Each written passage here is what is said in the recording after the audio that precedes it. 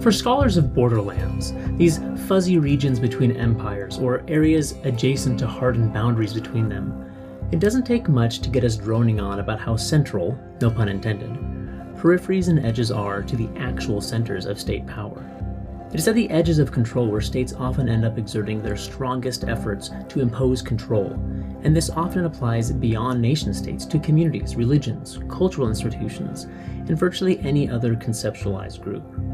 Welcome to Writing Westward. I'm your host, Brennan Rensink. This month we talk about how the edges of empire matter, and how the competition over them especially matters to the people actually living there, whether indigenous to the region or recent migrants. We do this with Andrea Geiger in her new book, Converging Empires, Citizens and Subjects in the North Pacific Borderlands, 1867 to 1945. Thanks for listening.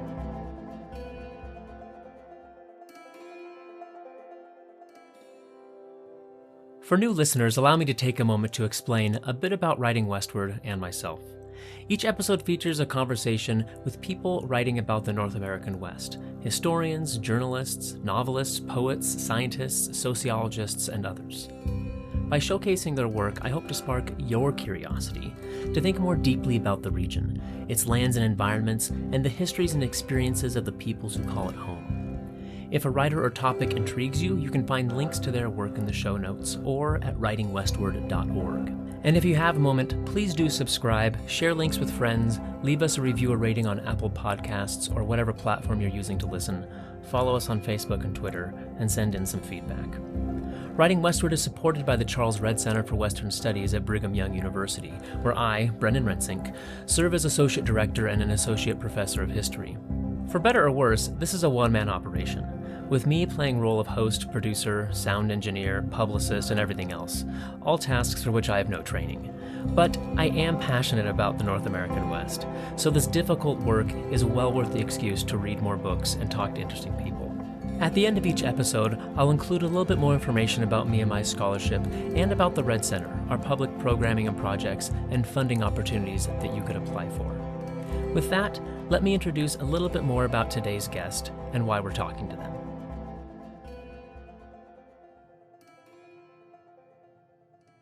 Andrea Geiger is Professor Emerita of History from Simon Fraser University in British Columbia.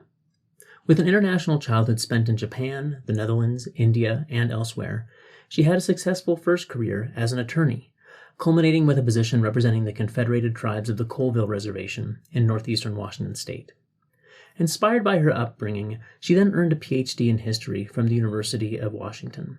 Her first book, Subverting Exclusion: Trans-Pacific Encounters with Race, Caste, and Borders, 1885 to 1928, was published by Yale University Press in 2011. Today we talk about her recent and second book, Converging Empires, Citizens and Subjects in the North Pacific Borderlands, 1867 to 1945, published by the University of North Carolina Press in 2023. In Converging Empires, Geiger focuses on how indigenous peoples of the Pacific Northwest borderlands and Japanese migrants to those regions negotiated the legal regimes of the competing British or Canadian and American empires. She traces interactions between these two groups and the varied ways in which settler states imposed restrictions on them, and how they strategized to pursue economic ventures around or through them. It is delightfully messy and complex history. Multiple nation-states, immigrants, indigenous peoples, all vying for power or control in a region at the bordered periphery of those imperial projects. Thankfully, Geiger grounds her analysis in individuals and narratives that humanize these histories, and by so doing, make them much more legible. Her success in making sense, not only to herself, but to readers, of an exceptionally complicated set of histories is to be celebrated. For those interested in the North American West, her book is an excellent demonstration of how the edges of empire exert tremendous influence on broader national or continental histories. And lest we forget, the West as a whole often acted as one such edge. Geiger's work on the North Pacific Borderlands has valuable insights that resonate with innumerable broader, quote-unquote, Western histories. Andrea Geiger, welcome to Writing Westward. Thank you so much for having me. I should let listeners know, just so they can understand my deep jealousy of where you're recording from, uh, out in the wilds of Vancouver Island. Yep. I'm on Vancouver Island. I'm not sure it's exactly wild, but perhaps wild compared to many urban centers in North America. Yeah, a beautiful place, green, not far from the ocean. Yeah. So I don't know if that jealousy will come through in the tone of my voice over the course of this interview, but if it does, You're that's welcome why. to visit. I want to start with a really broad question before jumping into the specifics of your book, and a question about the borderlands of the North American West. This is a podcast about the region broadly, but why should people who are interested in the West as a region be particularly attentive to the things that are happening kind of at the edges of it? What happens on the edges that is important to the rest of the area? I think there's a few different things to think about in this context. And first of all, what are the edges for everybody else are not necessarily the edges for the people that live there.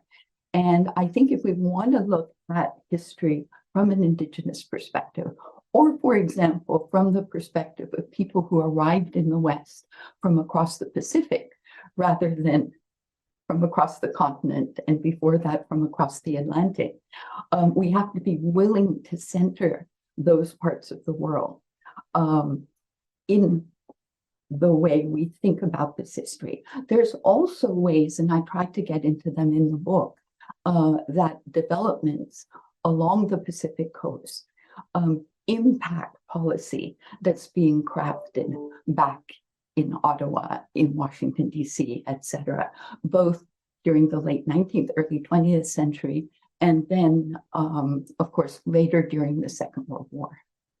Yeah, I mean, we often think of it inverse, right? That the cores of power are dictating everything to the edges, but we have examples where it's the borderlands kind of dictating policy backwards. Exactly. Yeah, and a huge example is the forced removal of Japanese Americans, Japanese Canadians from the coast during the Second World War.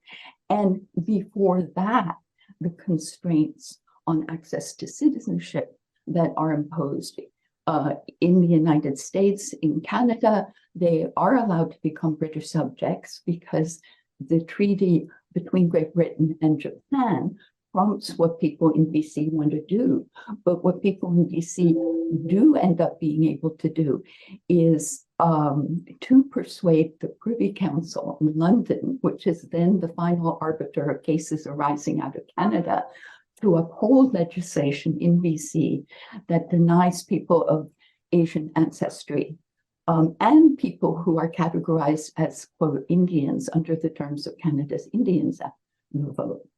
And so these are profound ways in which ideas about citizenship, about who is a subject, British subject, and entitled to reside in Canada are shaped. And in Canada, it also has implications for other parts of the British Empire. And that sometimes explains why the Privy Council, for example, upholds BC policy with regard to excluding people of Asian ancestry from the vote. So not just naturalized British subjects of Asian ancestry, Japanese ancestry, or Chinese ancestry, but also their descendants. And so it's really race-based. It's not based on having been born in a foreign country and perhaps being vulnerable, at least, to the argument that you're not up to speed enough on cultural traditions in North America to be able to exercise the vote responsibly, because these are the kinds of arguments being made at the time.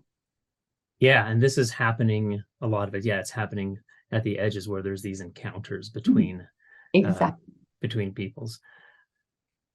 So you argue that in these Pacific Northwest borderlands, and it's kind of what you've kind of just been explaining, that this is often the location where the settler states are doing a lot of the work of exercising state power, right? In terms, like, as you said, in terms of who belongs, who doesn't belong, citizenship, who gets to become part of kind of the body politic. Um, is there something else unique about? Is it just that because that's where these marginalized peoples are because they're on the edges, not back in Ottawa and DC as much, or is there something else going on that makes the edges the prime location for these exercises of state power?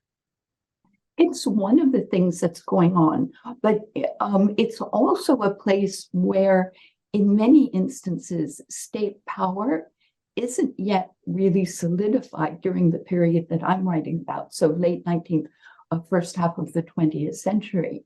And when you compare it, for example, with the southern border of the United States, which is much more carefully policed, much more rigorously enforced in ways that are simply impossible in Alaska, in the Yukon, in northern British Columbia, because of the terrain, because it's not as densely populated. And it's the irony being that sometimes we think of the US-Canada border as just, there's nothing going on. It's very quiet, like it's our peaceful border.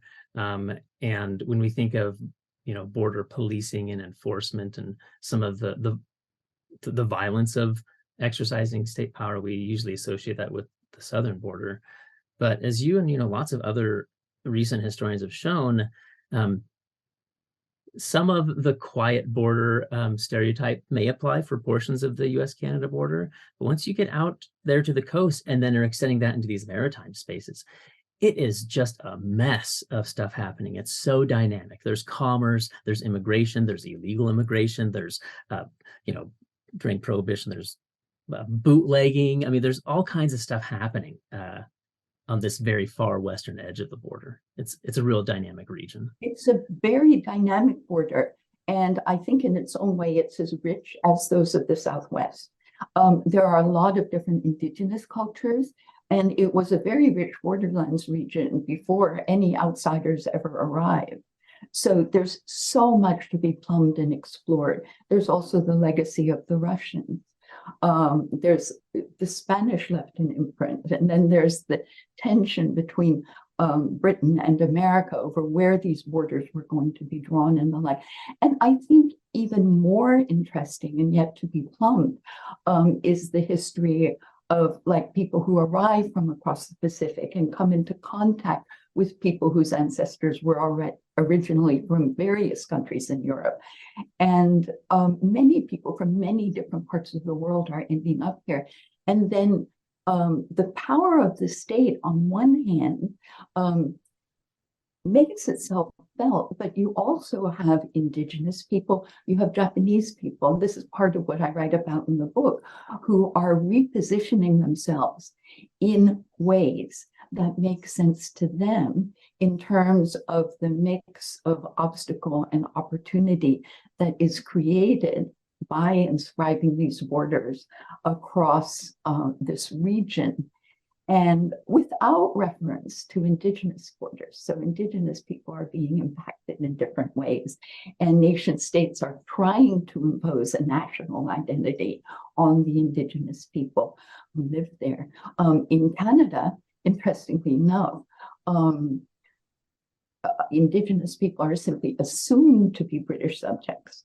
And sometimes you have people who say, oh, well, that's a good thing. They were included from the beginning. But what people don't take into account is that what goes hand in hand with that is the denial, the blanket denial of their own sovereignty. And in the States, it's a little bit of a more complicated story, as we know, having been trained as Western historians. First the Dawes Act, and then what's called the Indian Citizenship Act and the like. Yeah. Which we're coming up on the 100-year anniversary of pretty quick here. Well, this is your second book that focuses on the region and on these, these intersections of race, ethnicity, labor, law. What drew you to these topics generally? Okay. Well, one of the things was my first book, which was based in part on experiences I had had as a child, where I saw people around me treating people descended from outcast groups differently than they did other Japanese. And I saw some quite extreme expressions of that prejudice when I was a kid in Japan. And so that was a key focus of my first book.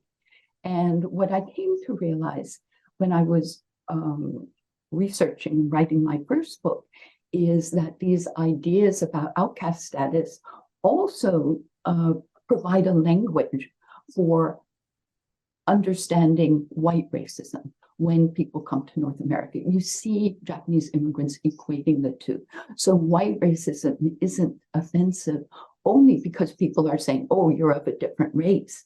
And there's actually people who are very proud to be Japanese and don't want to be white at all. So that insult doesn't always stick. But they are treating us as equivalent to outcasts, really resonates. And so that was the focus of my first book, taking a look at how this idea of outcast status shaped relations within Japanese immigrant communities. For example, choices they made about the kind of work that they wanted to do weren't just a function of law developed in Canada or in the United States. It was also a function of what they signified in Japanese cultural context to do a certain kind of work. And then there's the fact that it provides this framework for understanding white racism. And that also let me explore racially discriminatory provisions in the law in both Canada and the United States and the like. And it was while I was researching that book that I came to realize that Japanese sometimes also had very complex ideas rooted in Japanese history and Japanese culture about indigenous people. It was something I really wanted to follow up on, but you can only do so much in any one book. And I thought I had taken on enough in that first book. And I thought, this is something I want to look at in my next book. And so that's really where it started. I already had some of the materials from research I'd done in Japan. And so I was interested in encounters between Japanese immigrants and indigenous people. That was really the beginning. And it takes off in some different directions, as books so often do. And again, discriminatory policy imposed both on indigenous people and on Japanese immigrants is a huge factor. And other thing I got really interested in were points of comparison between Canada and the United States.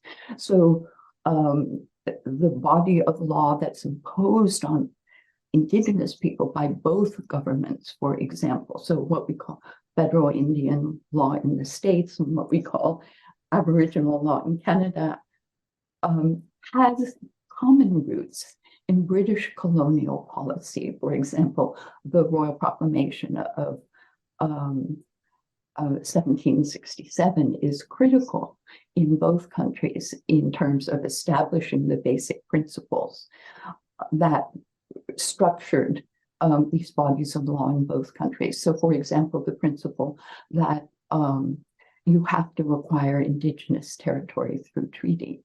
And one of the things that actually intrigued me so much about both BC and Alaska is this is a principle that's simply scrapped in both places. Yeah, it's unceded territory in BC and a lot of Alaska, right? Yeah, yeah. And one of the things you'll notice, hopefully notice, if you read the book, well, I know you've read the book, but if your readers read the book, one of the things they'll hopefully notice is that one phrase I do not use is the Alaska Purchase Agreement, because there is another basic principle in the law that you can only sell what you have title to. And as indigenous people at the time were arguing, all they ever gave Russia was permission to build a few outposts along the coast. Neither Russia nor the United States had any idea what most of the rest of what is now Alaska comprised. And so the notion that Russia had the power to transfer this to the United States is one of these absurd ideas that the law comes up with in a colonial context. Well, I mean, if listeners are getting a taste already, like there's so much going on in this in the book. It's really complicated. And I mentioned in the introduction, you do a really remarkable job of taking a really incomprehensible mess of historical circumstances and actually really effectively guiding us through them. Some really careful hand holding, which makes it comprehensible. I'm really fascinated. It's interesting to find out that you had this personal history of part of your childhood being in Japan. And, this is kind of a side note, but something that's often overlooked in immigration history is the context of what's going on in their homelands. Like, what is it that migrants are leaving? I mean, it's logical that we often focus on, the migrant experience, where they end up, but understanding where they left and why they left really enriches the experience of what's going on here. I'm curious, did you anticipate, or were there any surprises as you started with this one? And you've hinted at this already a little bit, but were there things that surprised you about that homeland context that you didn't think of before, that suddenly gave kind of the aha moments, like, oh, that explains why X, Y, and Z is happening, or why there's these dynamics in the Pacific Northwest? There were moments of surprise. I'm not sure they took quite that form, but for example, one of the things that surprised me was the fact I hadn't been aware of before, that there were people who actually envisioned establishing Japanese-speaking villages or Japanese-speaking regions on Haida Gwaii, what used to be known as the Queen Charlotte Islands, or in Canada. And one of the things I knew was that during the Meiji period, Japan really commits itself to remaking itself along the lines of the United States of Britain as a colonial power and the like. This is the Meiji period is mid 1800s. It's 1868 to 1912. Okay. So it starts about 15 years after Japan is forced to open its doors to the West, first by Commodore Perry, and then other European nations show up very quickly and impose similar unequal treaties on Japan. And in 1867, the element in Japan that advocates remodeling Japan after these imperial powers elsewhere in the world, the very powers that forced them to open up Japanese ports to Western ships and the like, seize control of the government, as it were. And there's always another element in Japan. There's always an element that says the way to deal with all of this is to close our borders, is to reaffirm Japanese culture, to throw out these barbarians, right? But they don't prevail at that time. And so the Meiji period begins in 1867. I think it's an absolutely fascinating moment in Japanese history. And one of the things that intrigued me too when I began all of this is that when I was a kid in Japan, so this would have been late 60s, early 70s, the people who were our elderly neighbors, and lovely people who engaged with us, who, chatted with us on the street, etc., they would have been born during the Meiji period. And that was one of the questions in the back of my mind when I first started doing this research for my first book, is what would their contemporaries who went over in their 20s, when they themselves would have been in their 20s and 30s, what did they experience in North America? That was really one of the beginning threads. Yeah, and it's fascinating. So during this period, and there's some interesting analogs, obviously, to American or British westward expansion, that during this period, Japan is then undertaking its own imperial project, right? Moving north to Hokkaido and these northern islands that had indigenous Ainu peoples, and colonizing there. And so we have these waves of Japanese individuals in society taking part in a similar kind of colonial process. And then that process kind of just extends across the Pacific, right? So it's really fascinating to think that they thought of setting up, like Japanese villages on Haida Gwaii, which from my perspective here in the United States, that's like, oh, that's so strange. But when you view it from Japan, it's just a natural extension of these processes that were underway. Well, and the person, one of the people who advocates for actually taking one of the whole island, Haida Gwaii, and making it Japanese, and he actually makes the argument that these islands are as big as Shikoku, which is one of Japan's 4 main islands. And one of the arguments he makes is there's areas of Canada where French people have established a French-speaking region. There's people from other European countries who have villages where they speak their own language. People from England speak English. Why shouldn't we establish a Japanese-speaking village? And one has to distinguish here between official Japanese government policy and what individuals are envisioning, because he pursues this idea. He comes up with it in 1906 and pursues it for a number of years, but is finally shut down by the Japanese consul, who says in no uncertain terms, do not do this. It's just really interesting. Japan just seems so far off, and that's why it seems like such an anomaly. But when you think about the Japanese archipelago and then the Aleutian Islands, from the Pacific Rim, Pacific world, it's not that far off. It's much more natural. That was one of the things I think that inspired the book as well, was just sitting there and contemplating a map and seeing how connected these parts of the world actually are. The Pacific seems so huge, but you have this string of islands stretching across, the North Pacific Ocean. And you also have currents, the Kuroshio, the Japanese current, the Japan current, as it's called, that sweeps from Japan to North America.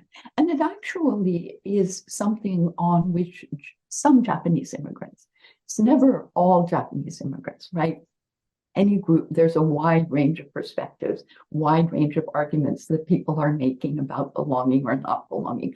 But there's some who actually argue that they have a greater right than people of European ancestry to establish themselves on these shores, because they argue over the centuries, many Japanese fishers must have washed up from time to time and intermarried with the indigenous people.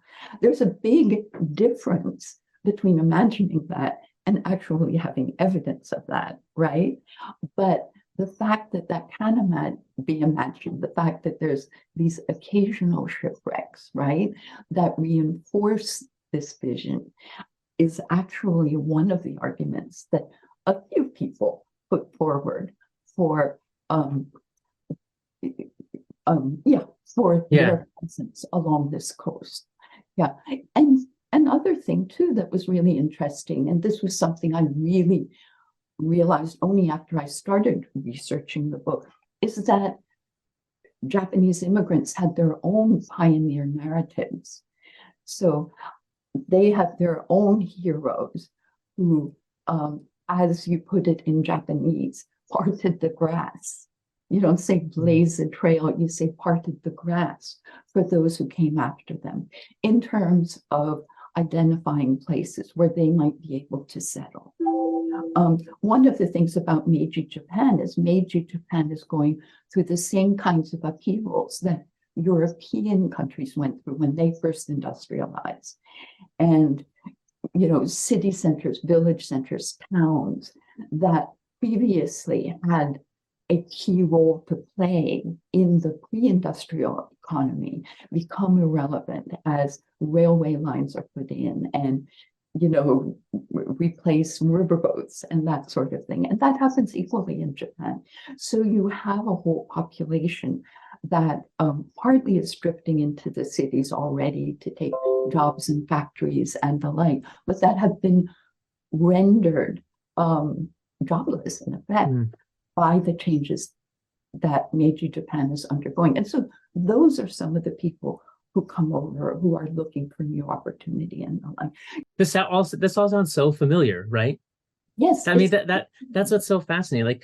Like think about, the Spanish colonial project was built on all kinds of mythologies, right? About these Spanish or Portuguese bishops that maybe had gone over in the 400s and the seven cities of gold and, an American manifest destiny, all of these mythologized ideas about why they had the right to, kind of the God appointed right to expand westward. It's fascinating that, that in some forms Japanese expansion has some similar dynamics of these ideas of like shipwrecks, and also that a lot of the exact same dynamics that are pushing European migrants to come to the Americas during industrialization and so forth are also happening in Japan. So it's not as foreign of a context as I think a lot of Americans or Canadians might presume.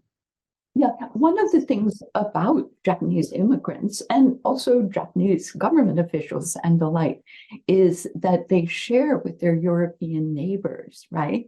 The notion that the land is empty, that it is untrodden is one of the words that's used, that indigenous people did not use it effectively, and therefore it should be made available to people who were industrious farmers and the like. So some of these same ideas that European, American, Canadian immigrants to the West or settlers in the West have. The issue, and they protest this vigorously as well, is that they are not treated as equal, right? Yeah. They're arriving with a sense of cultural superiority to the indigenous peoples, right? Yes. As well, right? Often building directly off their experience with their own indigenous peoples in their expanding empire, right? Yeah. So how does that then play out on the ground? How do these frustrations play out for Japanese migrants who are often laborers working in fisheries and other industries, which I think we'll get into in a minute. But how do they react on the ground to the realization that, we're not at the top of the pecking order that we feel we should be, and we're actually another marginalized group? How do they react? Well, people are very frustrated at being excluded and the like. I mean, I think some people are also enormously patient with the situations that they have to put up with. I think it's quite remarkable. It's difficult to learn English. And so I think some people aren't always as aware of what some of these constraints are that are limiting them, as, say, government officials or community leaders would be and the like, or if you grow up in the city. The second generation is also much more acutely aware of the injustices being imposed on Japanese immigrants and the like. So it plays out differently for different people. And I think that's always such an important thing to remember about any immigrant group, right? People are coming for a lot of different reasons. And yeah, we can't speak in monolithic terms, overgeneralizations. That's dangerous. Exactly. And and they're responding in different ways. And I actually think the level of patience that people show, the people who are really have a sense of superiority also often look down on their own immigrants on class or caste-based grounds, right? Yeah. Race isn't the only thing that's determining social structure within Japanese immigrant society. Yeah. And you also, and this is one of the things I write about in the book as well, you see that race isn't entirely determinative in other ways.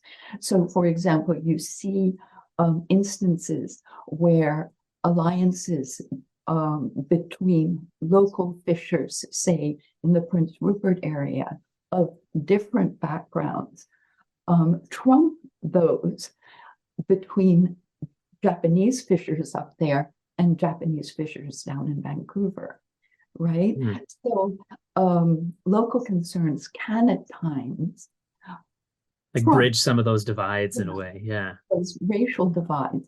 And I think we need to be sensitive to that.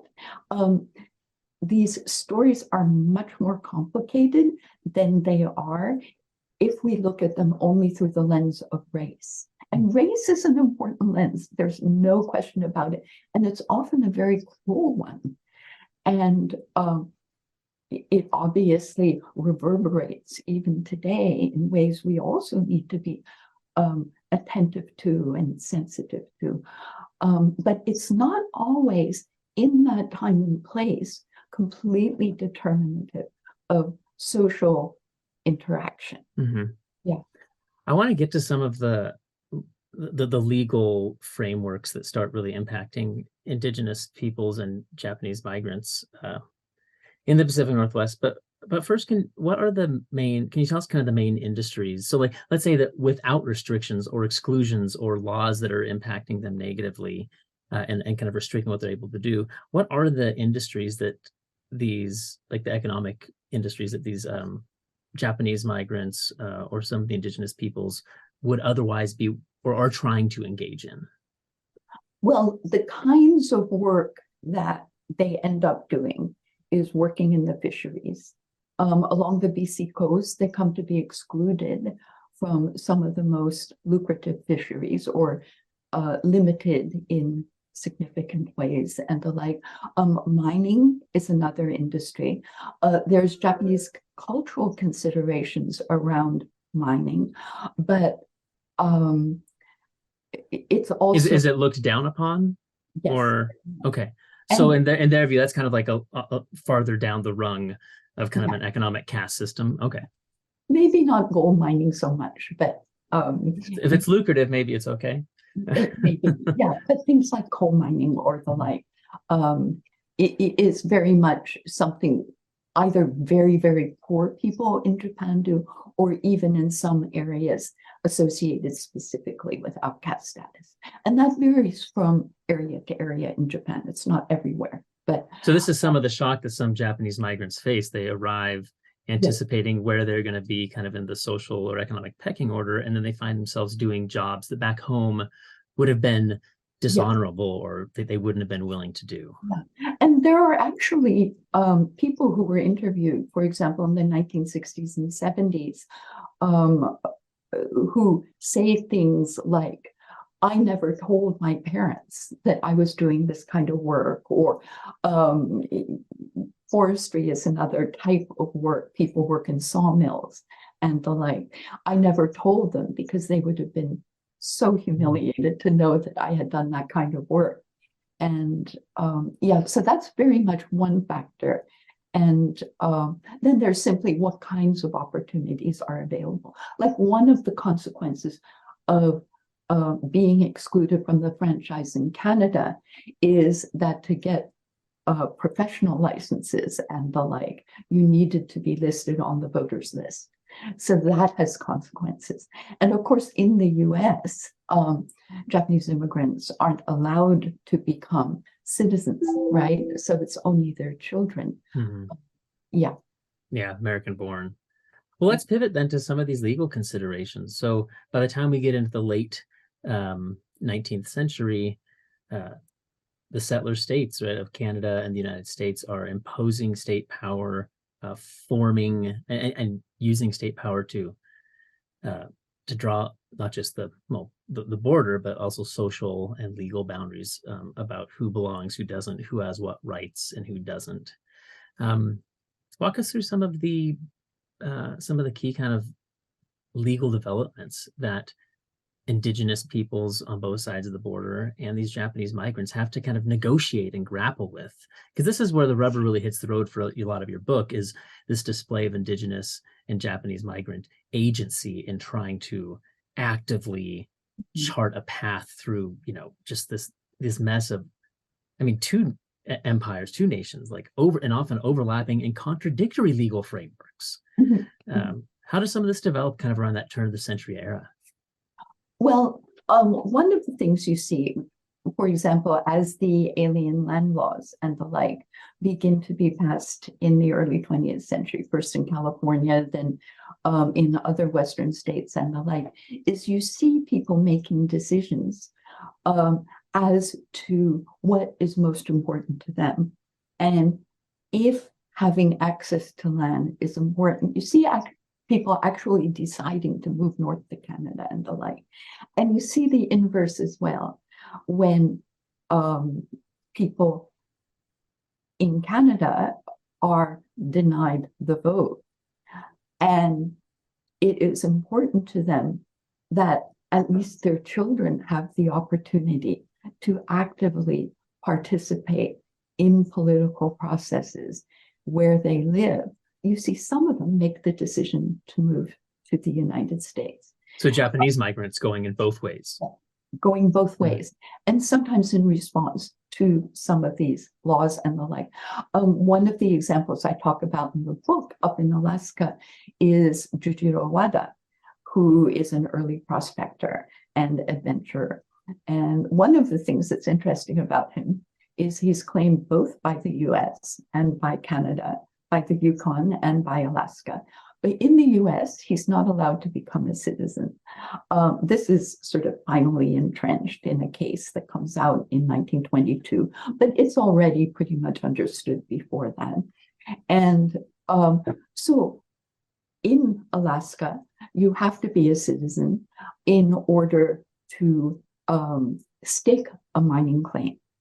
So he has close relations with indigenous people. So he's an exception to that earlier pattern we were talking about of people who look down on indigenous people. And I think that's always important to keep in mind. There are always exceptions. There are always people who don't think the same way as perhaps a majority of other people might within their own particular group, however we define it.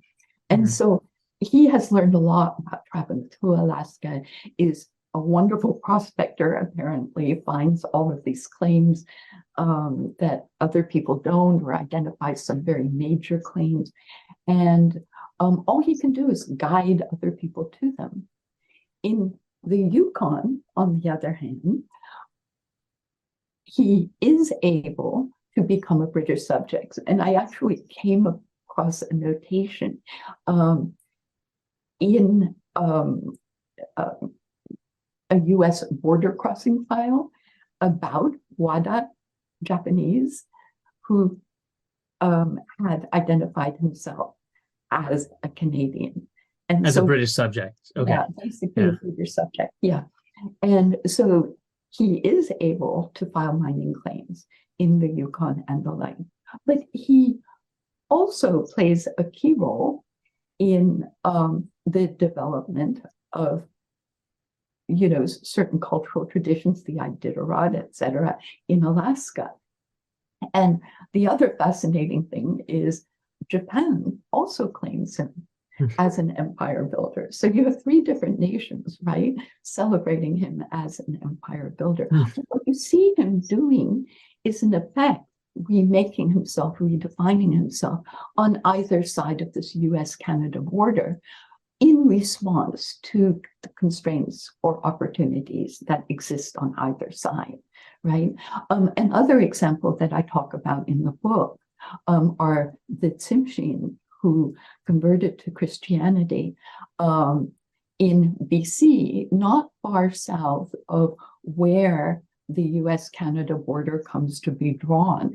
And at the time this happens, no one is quite sure where that's going to be. And we should say this is the US-Canada border between the top of British Columbia and Alaska, right? Not Washington, British Columbia. Yeah. Yeah, Yeah. but what's interesting about that border, right? Because the Alaska Panhandle is there, right? Hmm. So that water boundary actually stretches out sort of toward the Pacific, halfway up British Columbia. Yeah. So one of the things British Columbia lost as a result of all these border negotiations between Britain and the United States is a northern seaport with access to the Pacific. And Yeah. yeah, in fact, one of the things I talk about in the book is Skagway and the debates over where Skagway would be located. And had it been awarded to Canada, Canada would have had this northern seaport. But for reasons I talk about in more detail in the book, it isn't. But anyway, the Tsimshian are located down in the Prince Rupert area, basically. So really halfway up the BC, well, halfway up BC, northernmost point on the BC coast, as it Yeah. were. Yeah. And initially, when these borders are established, and even the territorial boundary between BC and the Yukon, when they're drawn on the maps, it's some years before people figure out exactly where they're located on the ground. And so no one's entirely sure quite where it's located. But what's clear is that where their main village was at the time that they came into contact with these British Missionaries, right? Yeah. Yeah. That area was within BC. And BC starts to implement this reserve policy. It wants to restrict them to a reserve. And Indigenous people in BC are very proactive about resisting the imposition of this reserve policy and the like. And when BC government officials come to them and say, oh, well, you know, this is now all the Queensland, and she wants to award you a reserve that will allow your village to thrive and the like. But they retort, how did she come to get this land? It's not hers. It's ours already. It's not hers to give us back, right? Exactly. And they're quite explicit about this. And then finally, in what is in effect, I think, an act of resistance to this reserve policy, they negotiate, and the missionary who they are most closely identified with works with them in this regard back in Washington, D.C. They negotiate a move to an area that's thought to be within Alaska. There's rumors for a number of years that it might actually still be in BC, but it turns out it is in Alaska. And they want to establish a community there. And then they run into some of the same kinds of complexities that you explored in your book down along the US-Mexico border, right? There's these categories of immigrant and indigene, if you will, to use the language of the time. And although they had negotiated this move and were assured that they would be allowed to establish a community there, all of a sudden they run up against changing US law and policy in this context. And so it turns out the president no longer has the power to establish a reserve on their behalf. They have to go to Congress. But then you run into the Dawes Act. If they immigrated as individuals, well, maybe they could be allotted land, but they don't want to. They want to immigrate as a community. Yeah. community. And they've adopted Western ways. I mean, if you look at the photograph in the book of the little town that they built, it looks like, you know, neat square houses, very much in the European tradition. But they want to live as a community. And so they remain too, quote unquote, Indian, right? Yeah, I have a big footnote in my book about the Tsimshian and the entire village moving to what's Metlakatla is where they end up. It's one of the very yeah, very few examples of, well, as I write in my book about Native peoples coming into the U.S., but this one specifically of an entire community in mass. It's very, very unique story, but fascinating. Yeah, that this exercise of indigenous agency where there's these two settler nations who are imposing different legal frameworks, and they decide, we are going to take advantage of this discrepancy, right? And we actually maybe like circumstances on the other side better. It turns out to be more complicated than they imagined, but yeah. And one of the interesting things as well, right, is this whole thing about citizenship in the US and how it's linked to race. So because they're regarded as British subjects, and British subjects generally would be allowed to immigrate to the US, right? You'd think they might be home free, but the problem is race. So this race-based law that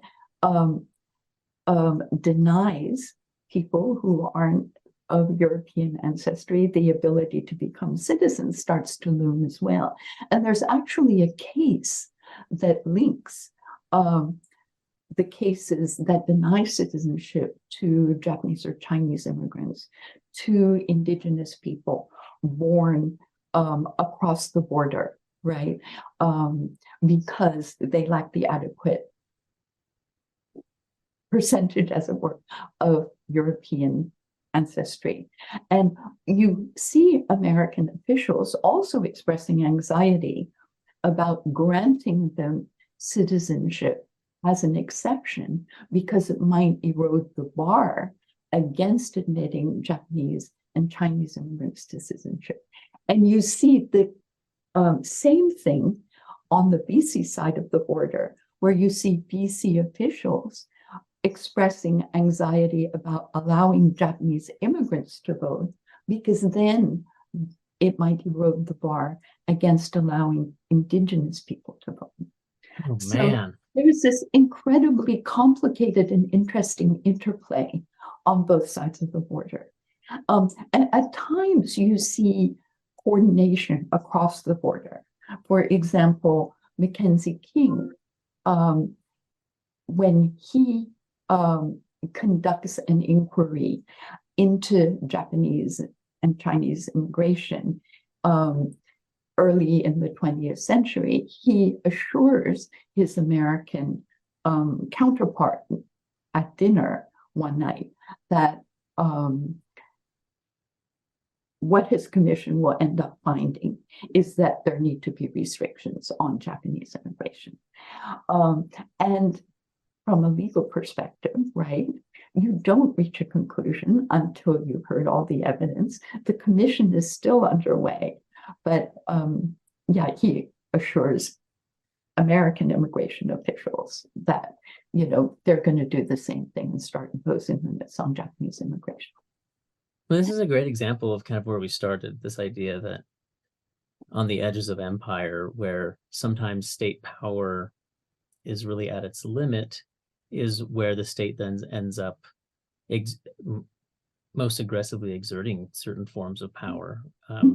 That's where in many ways, the state is, this is getting a little Turnerian, if we think about, I'm trying to remember how many episodes it's been since I've invoked the name of Frederick Jackson Turner, I don't know. But this idea that it's out on the edge where state formation and cultural identity and all that is really forged. These are, it's all happening all over again, right? But way up here, kind of for many people off the map, in the Pacific Northwest. That's where the state is really, in some ways, doing the really messy work of citizenship and of regulating who belongs, who doesn't. On the other hand, though, there's also space for the unexpected to occur. And just to give you one more example, there's a man named Arichika Ikeda who establishes a copper mine on Haida Gwaii in the early 1900s. And it becomes a place where they celebrate both the emperor's birthday and Japanese emperor's birthday. And they celebrate Canada Day. And even the Prince Rupert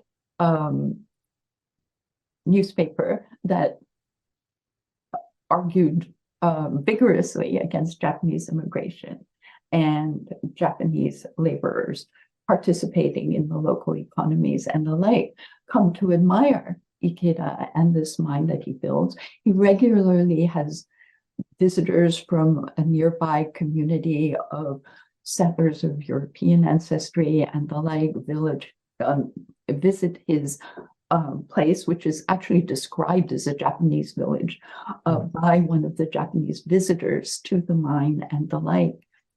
And so it's this kind of surprising moment that runs counter to our assumptions about how race played out, how powerful the law was to determine interpersonal relations in this particular locale.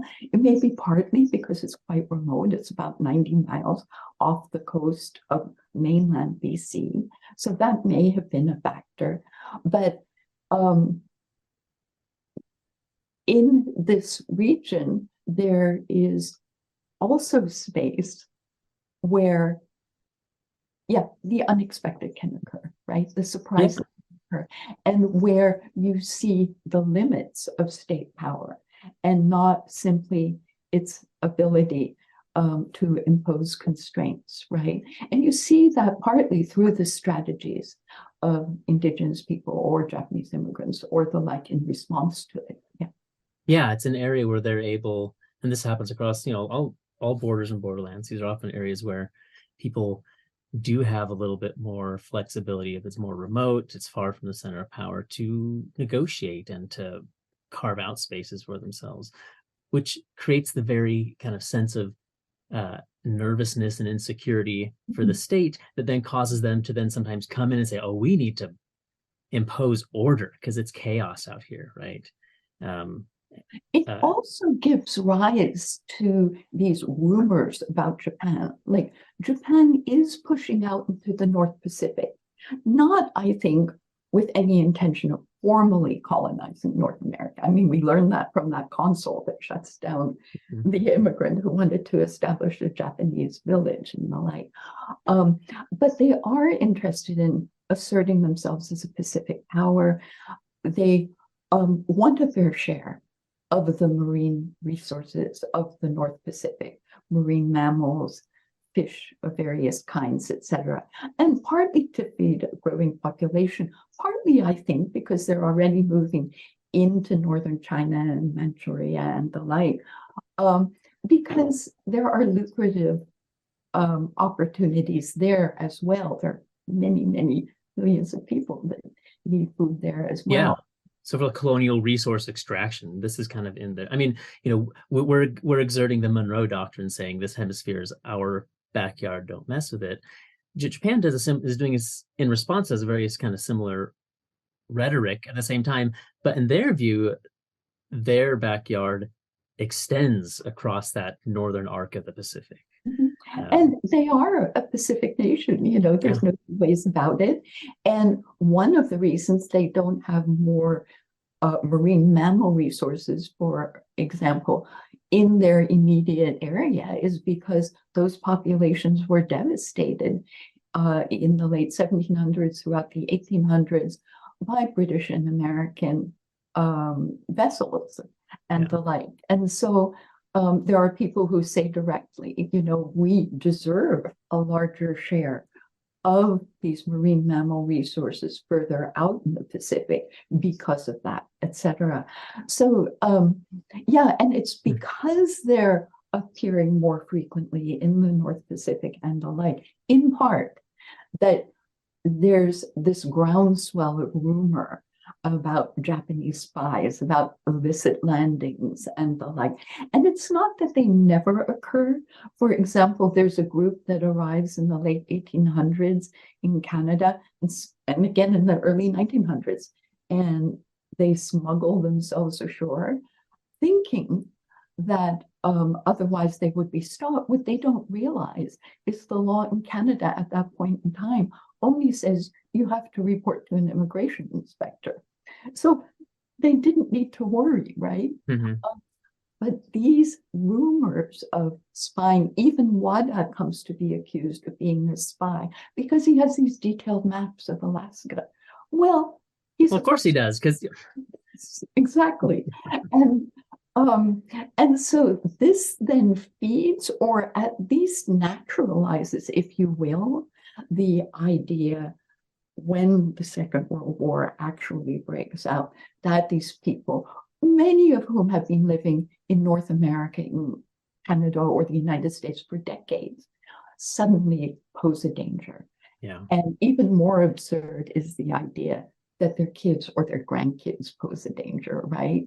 But in spite of the fact that military authorities on both sides of the border recognize that they essentially don't. And the few people who are arguably exceptions have already been arrested and confined, right? Despite that, they engage in this wholesale forced removal of people of Japanese ancestry from the coast and the like. So that's very much tied in, I think, to this earlier dynamic, this earlier history. That's fascinating. I mean, we barely even scratched the surface, but we're out of time basically. But you do a lot of work kind of about about maritime spaces and the fisheries and how we think about borderland, terrestrial versus maritime borderlands differently. As you've kind of hinted here, you do take the story all the way through World War II for your final chapter. There's just so much here. This is the problem when I feature books that are really interesting. It's hard to really cover, barely even a bit of it. You're very, very kind. I had well, thanks so much for spending some time with us, and congrats on the book. I hope I'm assuming it's being very well received. I truly enjoyed it. Thank you so very much. It was so much fun to research and write, and I hope people enjoy reading it as well. I tried to keep it accessible to readers of all backgrounds, right? I tried not to get too technical in it, and to foreground the stories that illustrate these larger dynamics that we've been talking about. Well, I think you succeeded, so job well done. Thank you so much. Well, thank you so much, Andrea, and hopefully we'll cross paths soon. I hope so too. All right, take care. Thank you so much for listening. I hope you'll subscribe and listen every month. Please leave us a review on whatever app or platform you're listening through, or follow us on Facebook at Writing Westward Podcast, or on Twitter at Writing West, where you can get updates and leave comments. Writing Westward is a production of the Charles Redd Center for Western Studies at Brigham Young University. We're an interdisciplinary research center that supports academic research and the promotion of public understandings about the North American West. We host regular public lectures, which we live stream, have an annual funding cycle with award, grant, and fellowship categories that nearly anyone researching or working on the region from any disciplinary approach or towards any final product can apply. Learn more at reddcenter.byu.edu. That's REDD Center. Our theme music was provided by local Utah composer Micah Dahl Anderson. Find him at Micah Dahl Dahl Anderson with an O.com. I'll put a link in the episode description. My name is Brendan Rensink. I serve as the podcast host, producer, and just about everything else, so you can direct any praise or critique my way. I'm author and editor of a number of books on the West, Borderlands, Native Peoples, Genocide Studies, Religion, and the Environment. Recently, my book, Native But Foreign, Indigenous Immigrants and Refugees in the North American Borderlands, published by Texas A&M University Press in 2018, won the Best Historical Nonfiction Book Award from the Western Writers of America.